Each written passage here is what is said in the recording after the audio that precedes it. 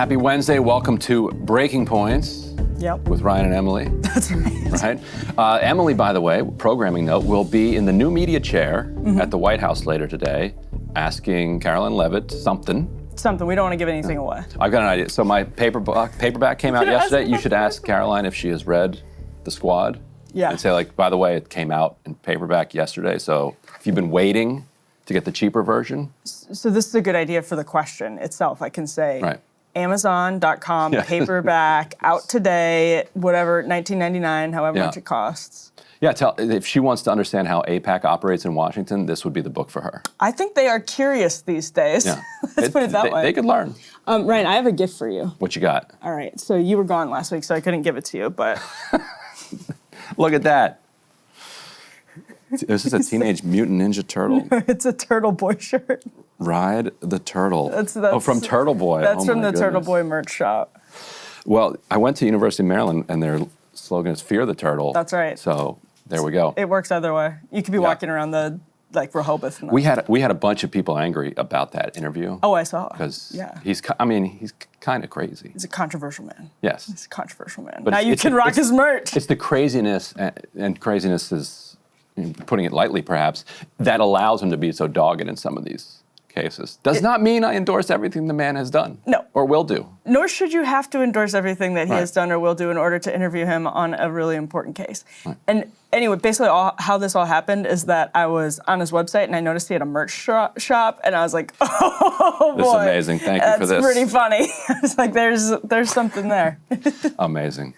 Anyway. Well, thank you for that. Oh, my pleasure, truly. Much appreciated. Yes. Now to the news. I came in to hawk merch, and instead I'm leaving with merch. But it was an exchange. It was a trade. Perfect. I mean, there you go. This is, what more could you ask for? Out now in paperback. It's so light, you can take it to the beach. You really can. Everyone perfect will know that you're smart, erudite. There's perfect beach Perfect read. stuff. You got it. All right, so we're going to be talking about the latest attempt by Donald Trump to distract from Jeffrey Epstein. This time he's accusing Obama of high treason. The man is off his game. He even said to the fake news media, you need to focus on this instead of the other thing. He did say it out loud. He's just saying it out loud. The guy has really lost his touch. We're going to talk about the Democratic autopsy is being conducted among the Pod Save Bros and Hunter Biden. They're working their stuff out. You're gonna enjoy this one. Microsoft workers told their bosses yesterday that they are no longer going to work on Israeli tech. Microsoft supplies, as Dropsite has reported in the past, a lot of the tech for their AI, their cloud computing, their war machine, and now their workers are standing up and saying we're not doing that. Not all workers at Microsoft, of course, but a substantial chunk of them. We'll talk about that. We'll also talk about the ongoing siege, the number of people that continue to die of starvation, as well as getting killed at aid distribution sites. I'm going to have a little look back at a piece about the 1990s when a certain prime minister of Israel, Benjamin Netanyahu, at the time, he's been in office that long, not continuously, but that long, was alleged to have blackmailed Bill Clinton over the Monica Lewinsky tapes. Yeah. Turns out there's a lot to it, so you're going to want to stick around for that. Absolutely. We're also going to have an inmate who served basically alongside Jeffrey Epstein, and when they removed Epstein's cellmate, after he died, he went to Martin Gottesfeld's cell. So we're going to talk to Martin Gottesfeld about what he knows about that correction center, what he heard from Epstein's cellmate. Because missing in the reporting on this controversy is the voices of the people who were actually in the building. Yeah. Because there were plenty of people in there. So let's talk to some of them. And then the wife of the guy who made the Ice Block app is going to join us as well. All right. She somehow thought that she wouldn't be fired by the Department of Justice for this. Yeah, seemed unlikely.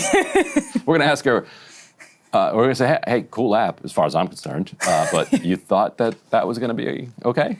Didn't seem like that would fly. Anyway, can't wait to hear from her. A lot to get into. Yeah. Let's start in the Oval Office yesterday, where Donald Trump, to the point Ryan just made, did kind of say the quiet part aloud, which is... Although let's start with Massey, right? With the Massey... Yeah. So basically, here's what's happening. Yeah. let's break it down this way. There were efforts among Democrats, as we've covered here, and among Thomas Massie, so Republican, a couple other Republicans, to get a vote done before August recess on the Epstein files. Then Donald Trump yesterday also weighed in on the future of the Epstein files. So we can start here with A2.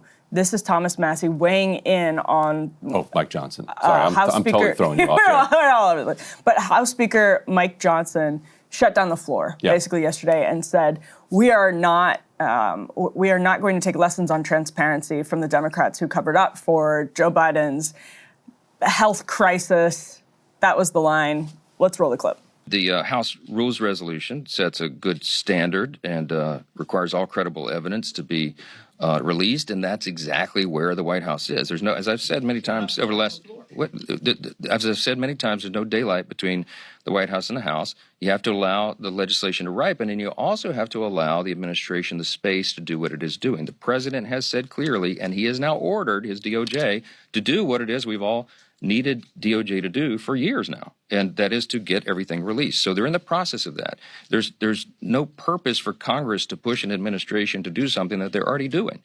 And so this is for political games. I'm not going to address anybody individually, but I'll tell you that some here are much more frustrated than others. There's a small, tiny handful, but one in particular who's given me lots of consternation. I don't understand Thomas Massie's motivation. I really don't. I don't know how his mind works. I don't know what he's thinking.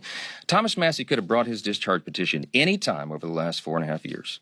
Over the last 4 years of the Biden administration, he could have done that at any time. And now he's clamoring as if there's some sort of timeline on it. It's interesting to me that he chose the election of President Trump to bring this, to team up with the Democrats and bring this discharge petition. So do I have some concern about that? I do. Okay, but the timeline is that Attorney General Pam Bondi closed the case a couple of weeks ago. That's basically why this is resurfaced. Ryan, you made this point about Thomas Massie while we were watching the clip. He posted a pretty hot tweet. Maybe we can add this in post. He responded, Speaker Johnson, why are you running cover for an underage sex trafficking ring and pretending this is a partisan issue? MAGA voted for this. And in fact, Johnson's own post on X about this has a community note saying over half of the sponsors of HRES 581, which he is blocking, which he is shutting down the House so that there won't be a vote on it. And this is Massey-Kana. That's the Massey-Kana bill. Over half of the co-sponsors are Republicans. Mm-hmm. So the effort to paint this as like a Democratic thing kind of falls flat in the face of that. And yes, to your point, the reason that there's movement now in the White House is because of the public pressure. And separately, if it's the case that they're already doing the thing, then it wouldn't be offensive to push them to just do it. Well, yeah, absolutely. Yeah. And the only reason that this has now become the news cycle every single day is because Pam Bondi came out and said no further disclosures are warranted in the case. And then Trump has doubled down and tripled down on that point. So let's actually get to this. And then literally they're shutting down the House of Representatives early. Yeah. So that they don't have to vote on this. It's incredible. Reading from Playbook right now, Johnson is adjourning House business this afternoon. The last votes are scheduled for 3 p.m. and canceling further action ahead of August recess in order to quash an effort to force a floor vote that would hasten the release of the Epstein files. Republicans want to get back to their districts because they think this is how they're spinning it. But also, I think they truly believe this. An important time for them to be able to go out and talk about the big, beautiful bill and sell it in their districts because obviously it's not polled with great popularity since its passage. So they're really eager, A, not to have to take their Epstein vote, and B, to get out of town and talk to people. Now, I think some Republicans actually would like to take the vote so that they don't get it's a talking point when they're back home during August recess. And I asked a bunch of House Republicans last week about this, and they told me, yeah, they do expect to hear from people in their district about it. So it's very clear that they know they're going to get these questions. Yeah. And why not just vote? It's not as if it's not as if the Senate's going to pass it tomorrow. Right. And so I don't even understand why Johnson even needs to go to the mat. Like, so he put up his own resolution that's pretty toothless. Yes. In exchange for this one, to say like, don't vote on this one that has like actual teeth. Vote for this one instead, and then we won't vote on that one. Okay, but he did that. What's the difference though? Because it doesn't have teeth if it doesn't pass the Senate. Yeah. Like it's a symbolic vote either way. So what are you doing? Yeah. Like you can still be cynical, and we know what they're doing. This is the first clip. Because Donald Trump basically we do know put what it they're clearly. doing. This is A1. Let's roll Trump yesterday in the White House. I didn't know that they were going to do it. I don't really follow that too much. It's sort of a witch hunt, just a continuation of the witch hunt. The witch hunt that you should be talking about is they caught President Obama absolutely cold. They tried to rig the election, and they got caught. And there should be very severe consequences for that. Barack Hussein Obama is the ringleader. Hillary Clinton was right there with him, and so was Sleepy Joe Biden. And so were the rest of them, Comey, Clapper, the whole group. And they tried to rig an election, and they got caught. And then they did rig the election in 2020. And then because I knew I won that election by a lot, I did it a third time, and I won in a landslide. Every swing state won the popular vote. Look, he's guilty. It's not a question. I like to say, let's give it time. It's there. He's guilty. This was treason. This was every word you can think of. They tried to steal the election, and we have all of the documents. And from what Tulsi told me, she's got thousands of additional documents coming. So President Obama, it was his concept, his idea, but he also got it from crooked Hillary Clinton. Crooked is a $3 bill. Now it looks like Adam Schiff really did a bad thing. They have him. Now let's see what happens. It's not up to me. It's not up to, I stay out of it purposely. But it's mortgage loan fraud. It's a big deal. He defrauded banks and insurance companies and the federal government. Okay, so Ryan, you may disagree with me on this. I think two things are true in this case. It's not just that two things can be true. I think two things are true, that the documents that are being released from Trump's intelligence community, so from Tulsi Gabbard and then John Ratcliffe a couple of weeks back, are important, consequential, significant, scandalous. And they are using it to distract very clearly from Trump's bungling and Pam Bondi's bungling, both of them, of the Epstein case, the political fallout, because you see Trump put it that way, saying directly, you should be focused on this witch hunt against me, not the witch hunt towards me right now on Epstein. He basically just calling Epstein a witch hunt. Yes. Like, bro. Yes. He's saying that, yes. And so guy was much worse than a witch. Yeah, that's for sure.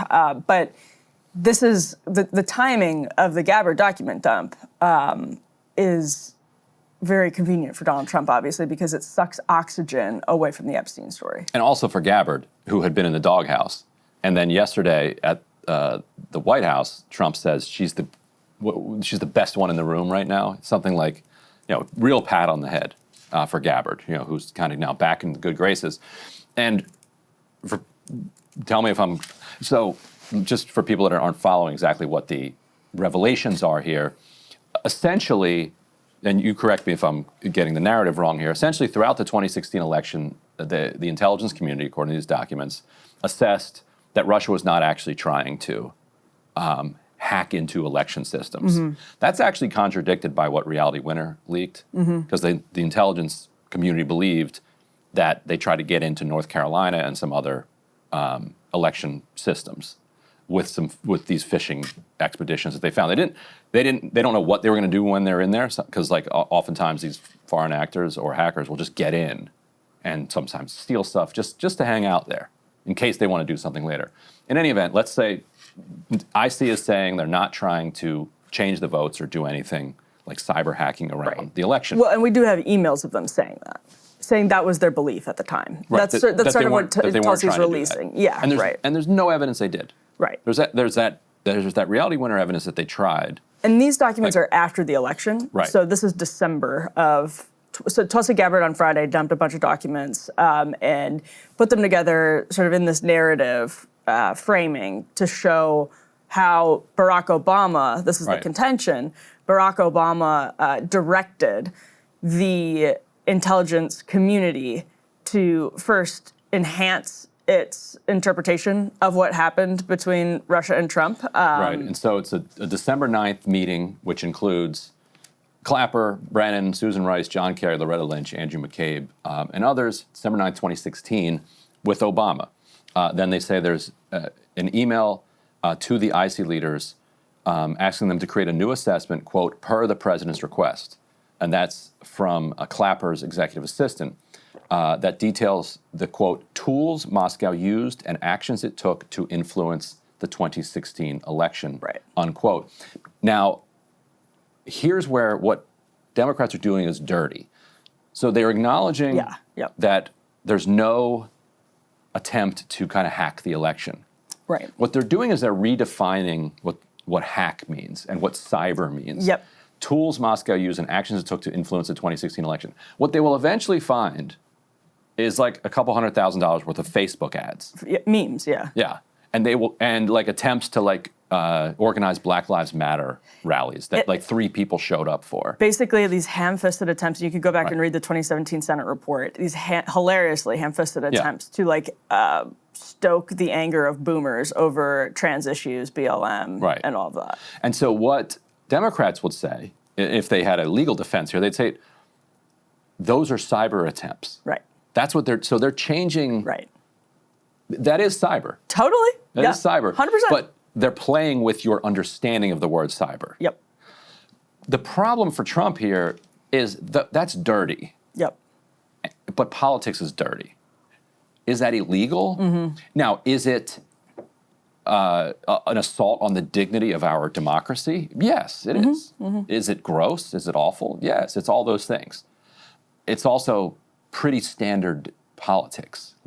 So that's my view, at least. Now, I think, and I was critical of them the entire time, because the other reason that they wanted to focus on Russia is not just to undermine Trump, but was to also undermine the Bernie wing of the Democratic Party and get in the way of an actual audit of why did we lose. They were using some of the same language to talk about Bernie Sanders, yes, they were. And actually Tulsi Gabbard at the time. They were saying Russia boosted Bernie and stuff like that. And Tulsi. Yeah, and they were using this like wink, wink, nod, nod language about cyber infrastructure, and they knew what people thought they meant by Bernie that. honeymooned in the Soviet Union, they used to point out. Yes. Yeah, which was true. Yeah, totally true. Yeah. Also weird, but anyway, they knew. Burlington had a sister city in the Soviet Union. Still doesn't explain the honeymoon, but your go honeymoon story is equally entertaining. So. Oh, Burning Man. Yes. Anyway, so to your point, dirty, dirty stuff right now also absolutely being used as a shield to suck oxygen out of the Epstein story. And Donald Trump basically made that explicit yesterday by saying, focus over here, look away from that, look at this. And that's the plan right now. Right. And so to finish this, Gabbard's document says, after months of investigation in the matter, the facts reveal this new assessment was based on information that was known by those involved to be manufactured, i.e. the Steele dossier, or deemed as not credible. Yes and no. Like, is it, who said it was not credible? Like, there was some intel assessments that said that the Steele dossier wasn't credible. But then there's lots of feverish lunatics in the IC who are like, no, we think there might be something here we're going to investigate. Right. And that's what the IC does. Anyway, so...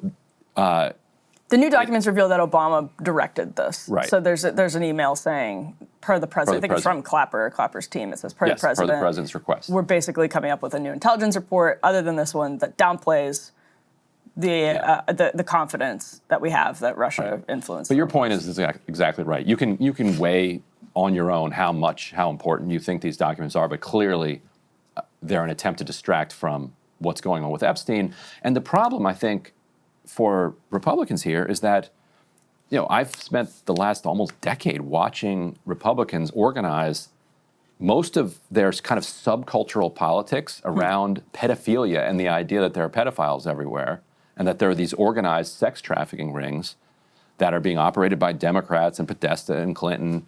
And, the entire Q phenomenon is, heavily organized around these sex trafficking rings. And it was more MAGA than the GOP apparatus, right? Absolutely, it's like the specific MAGA subculture, which is extra interesting with Trump. Yes. Right. So this whole thing that MAGA used to get people worked up over the last 7, 8 years, that there are these hidden sex trafficking rings run by elites, is not going to just be brushed aside because it turns out that Trump was heavily involved in it.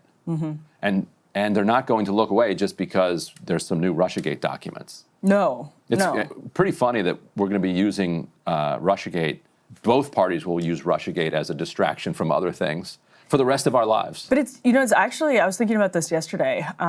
It's so depressing because both stories speak fundamentally to the same thing, believe it or not, which is that in the shadows of Republican government, lowercase r, Republican government democracy, however you want to describe it, are these very undemocratic, unaccountable powers operating in the shadows that you have no idea about until 10, 20, 30, 40 years later. We're still waiting on JFK documents right now because there's just no accountability in the intelligence community. And so yet they're exerting so much control over information and policy and all of that. So in some way, they're the same story, like on that basic fundamental level, which is really depressing. Yeah. Let's get to this video of, to the point Ryan made about this not going away. Here is Ways and Means Committee Chairman Jason Smith getting asked by Casey Hunt about subpoena power. Would you ever use subpoena power to try to find out more information about Jeffrey Epstein?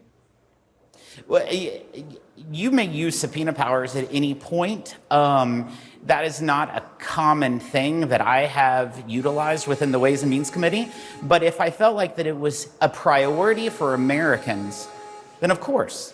But like I said, this has not been something that's been a driving force. But you did use subpoena power with Hunter Biden. Exactly. We have the authority to use it, but that is the only time that I have used it. Epstein is not the priority of everyday American who's working 9 to 5, just trying to put food on their table, clothes on their backs, and gasoline in their cars. That is not their focus. And I don't think their focus was Hunter Biden either, but this is another point where two things can be true. Hunter Biden, important story. Epstein, important story. Trying to put food on your table, important story. And people can care a lot more, and rightfully so, about putting food on their table, feeding their families, and creating a Also good... about child sex rings. You can care. Yeah, we do have room in our hearts and minds for all of these things. And certainly people had room for Hunter Biden when inflation was even worse than it is right now. So that's not a good excuse.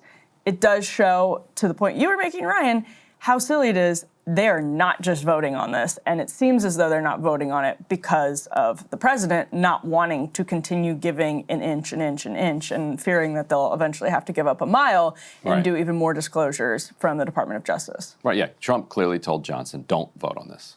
Voting would make it all easier. Yeah, but Trump doesn't care. Even cynically.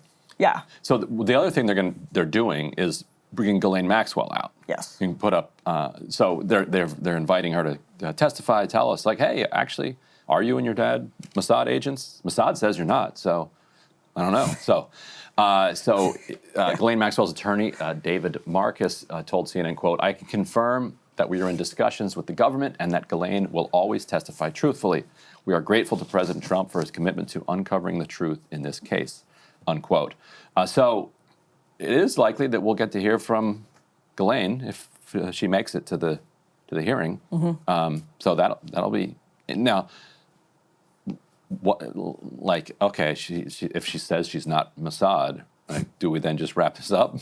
But that's the thing. Like, this story, it's actually really good for people in power in a sense. Like, it's constructed in such a way, or it exists in such a way that it's the sprawling network of different threads that you can keep pulling on to distract from never pulling on the big thread that unravels everything. And so you can say, okay, we're going to go talk to Ghislaine, and you can run out the clock by saying we're pulling on this thread and then taking a really long time to pull it, and then you never actually have to deal with everything. So it's actually not the worst scandal in the world to have to deal with from like a purely public relations perspective, because it's so sprawling that you can say that you'll never exhaust new angles to say that you're looking into, basically. Yeah. And it's so easy to run out the clock and delay. Right. So, I mean, that's probably what the next 3 years of the Trump administration looks like. Yeah. So in order to talk about more about like what Epstein's life in prison was like and the end of his life was like, let's bring in Martin Gottesfeld, former inmate from MCC. Hey, if you like that video, hit the like button or leave a comment below. It really helps get the show to more people. And if you'd like to get the full show ad-free and in your inbox every morning, you can sign up at breakingpoints.com. That's right. Get the full show, help support the future of independent media at breakingpoints.com.